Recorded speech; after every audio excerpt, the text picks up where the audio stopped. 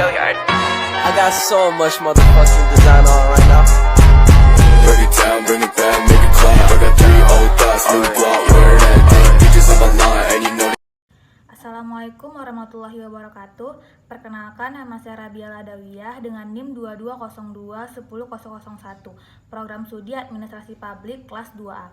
Di sini saya akan mempresentasikan hasil tugas akhir saya dengan judul materi Pergeseran Paradigma OPA, NPM, dan NPS. Apa itu paradigma? Paradigma adalah suatu keyakinan atau kepercayaan yang dasar seseorang dalam melakukan segala tindakan. Menurut Thomas Kuhn, paradigma adalah suatu cara pandang, prinsip dasar, metode-metode, dan nilai-nilai dalam memecahkan suatu masalah yang dipegang teguh oleh suatu komunitas ilmiah tertentu. Dengan hadirnya paradigma, juga dapat mempengaruhi manusia dalam hal pikir dan bersikap terhadap semua hal.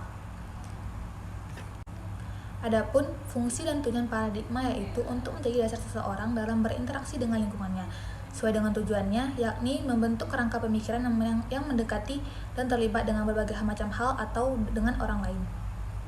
Perkembangan paradigma. Henry mengemukakan paradigma administrasi publik sebagai berikut. 1. Paradigma dikotomi politik dan administrasi. Paradigma ini menekankan aspek lokus saja, tapi fokus atau metode apa yang harus dikembangkan dalam administrasi publik perlu dibahas secara jelas dan terperinci. Kedua, ada prinsip-prinsip administrasi publik. Paradigma ini fokus kepada administrasi publik. Prinsip ini disebut sebagai POSDCORB atau Planning, Organizing, Staffing, Directing, Coordinating, Reporting, and Budgeting yang bersifat universal. Ketiga, ada paradigma administrasi negara sebagai ilmu politik. Paradigma ini menekankan lokusnya adalah birokrasi pemerintahan. Keempat, ada paradigma administrasi publik sebagai ilmu administrasi, perilaku organisasi, analisis manajemen, penerapan teknologi modern seperti metode kuantitatif, analisis riset, riset operasi, dan sebagainya, menjadi fokus pada paradigma ini. 5. Ada paradigma administrasi publik sebagai administrasi publik. Paradigma ini memiliki fokus dan lokus yang jelas. Fokusnya teori organisasi, teori manajemen, dan kebijakan publik. Sedangkan lokusnya adalah masalah-masalah dan kepentingan publik. OPA, or Public Administration. Paradigma ini punya sebutan administrasi negara tradisional atau klasik. Konsep administrasi publik yang fokus pada efisiensi dan hierarki dengan kecenderungan birokratik. Sentralisasi keputusan di bawah paradigma OPA. Keputusan-keputusan penting yang diambil secara sentralistik oleh pemerintah pusat. Ini mengakibatkan keterbatasan dalam partisipasi masyarakat dan pemerintah daerah dalam proses pengambilan keputusan yang berdampak pada kurangnya responsivitas dan akuntabilitas. 1. Birokrasi yang rumit. Sistem birokrasi yang rumit dan berbelit seringkali menjadi ciri-ciri paradigma OPA di Indonesia. Yang kedua, kurangnya orientasi pada kualitas pelayanan. Paradigma OPA cenderung fokus pada peraturan dan prosedur formal daripada kualitas pelayanan. Ketiga, ada ketidakresponsifan terhadap perubahan. Paradigma OPA seringkali kurang responsif terhadap perubahan, lingkungan yang cepat. 4. Rendahan transparansi dan akuntabilitas. Paradigma OPA cenderung memiliki sistem pengawasan dan akuntabilitas yang lemah. Meski paradigma OPA masih dapat terlihat dalam beberapa aspek pemerintahan di Indonesia, pemerintah telah melakukan upaya reformasi untuk beralih ke paradigma NPM and Good Governance. Reformasi ini mencakup peningkatan partisipasi politik, perbaikan tata kelola, pemberdayaan pemerintah daerah, penggunaan teknologi informasi, dan peningkatan kualitas pelayanan publik. New Public Management atau NPM. Paradigma ini menekankan pada perubahan perilaku pemerintah menjadi efektif dan efisien dengan prinsip The Invisible Hand-nya Adam Smith, yaitu mengurangi peran pemerintah, membuka peran swasta, dan pemerintah lebih berfokus pada kepentingan publik yang luas. Adapun tujuan dari teori NPM yaitu memperbaiki efisiensi dan efektivitas dan memperbaiki akuntabilitas kinerja NPM.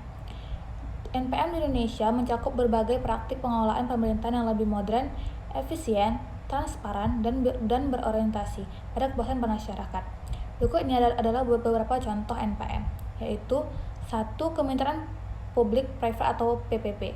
Pemerintah Indonesia mendorong kerjasama antara sektor publik dan swasta dalam pengelolaan infrastruktur dan pelayanan publik. Contohnya adalah pembangunan proyek infrastruktur seperti jalan tol, bandara, dan pelabuhan yang melibatkan investasi swasta untuk mempercepat pembangunannya dan meningkatkan kualitas layanan. 2. Ada manajemen kinerja. Pemerintah Indonesia menerapkan sistem manajemen kinerja untuk mengukur dan meningkatkan kinerja organisasi dan individu dalam penyelenggaraan pelayanan publik. Ketiga, ada peningkatan transparansi dan akuntabilitas.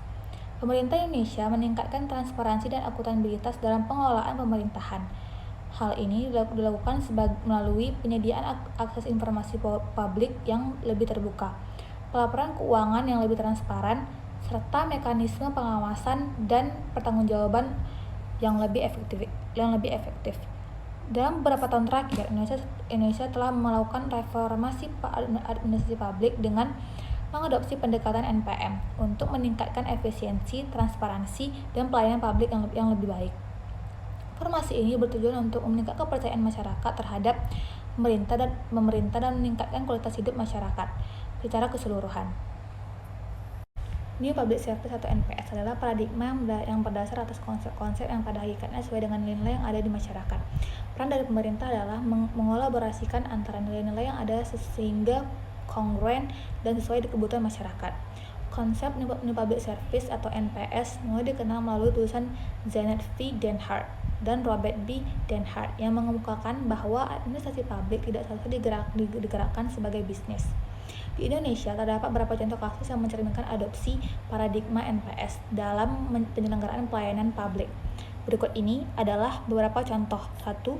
Pendekatan berbasis kebutuhan masyarakat. Paradigma NPS mendorong pemerintah untuk memahami dan merespon kebutuhan masyarakat secara lebih baik.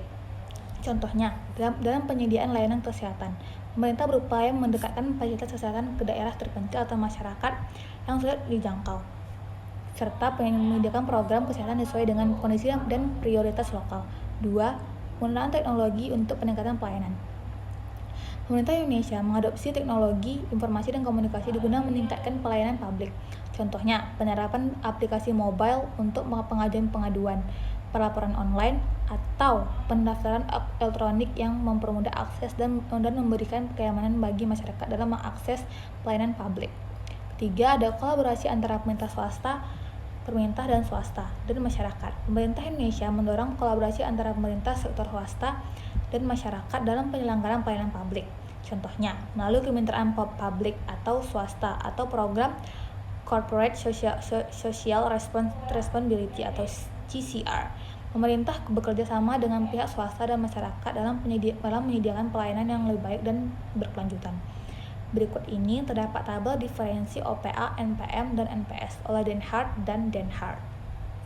Kesimpulan dari materi ini, OPA, NPM, dan NPS di antara tiga paradigma tersebut masing-masing digunakan secara silih berganti yang tertuang pada 13 prinsip reformasi birokrasi. Dan nilai luhur pelayanan publik masih harus belajar dari rintangan yang sulit, yaitu korupsi, sehingga masih membutuhkan peran OPA atau campur tangan negara dalam setiap tindakan. Demikian pula NPM pada konteks nilai terbaik untuk pelanggan, kemitraan, dan manajemen perubahan. Sedangkan NPS menempatkan menteri sebagai pelayanan publik. Ada perancangan strategis individu, aparatur profesional, petunjuk operasional kegiatan, pelaksanaan reformasi birokrasi, analisis peraturan perundang-undangan, dan akuntabilitas. Wassalamualaikum warahmatullahi wabarakatuh.